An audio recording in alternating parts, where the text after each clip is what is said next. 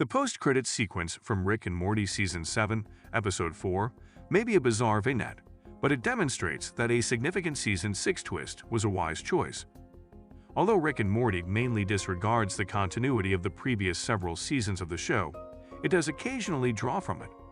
Rick and Morty frequently steers clear of significant disclosures on the workings of the show's universe in order to preserve the current quo.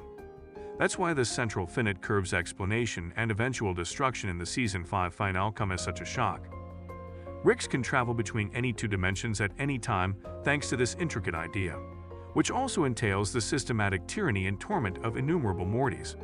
The central finite curve has long since vanished by Rick and Morty Season 7, but the show's heroes are still able to shift dimensions at will.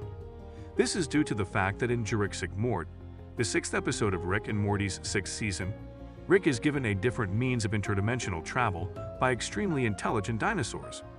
This allowed the series to return to Rick and Morty's interpretation of normalcy and effectively reset the canon of the program.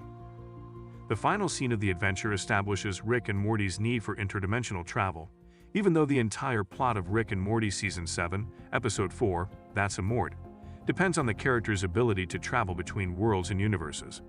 The post-credits scene in Rick and Morty Season 7 Episode 4 is completely ridiculous, much like previous post-credit stingers. In a surreal sequence, a bunch of sentient vacuum cleaners recreate the last moments of That's a Mort, learning that vacuum bags are actually comprised of dying tree people. The part is as bizarre as it sounds, even out of context. But the ridiculousness of this moment is exactly what shows why Rick and Morty must bring back its alternate universe.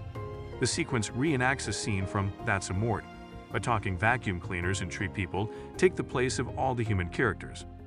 That's a moment that wouldn't work if interdimensional travel weren't possible, like in the first part of Rick and Morty Season 7. The show makes fun of its own plot and adds an extra layer of weirdness to an already bizarre episode by briefly switching to a different reality. Like the first stinger for Rick and Morty Season 7, this post-credits segment undoubtedly improves the episode. Before the dinosaurs bring back interdimensional travel in the middle of Season 6, Rick and Morty briefly struggle to make sense of the ridiculous sci-fi narratives of the show without having the ability to cut to a different planet. The ability to go to a universe where, for instance, people's insides turn to spaghetti after they die, as is the case in the opening scene of Season 7, Episode 4, gives the show additional storytelling latitude. These haphazard, unforeseen turns are what give Rick and Morty's anarchic plotting its appeal, and the show's universe has a multiverse counterpart that feeds more of them in.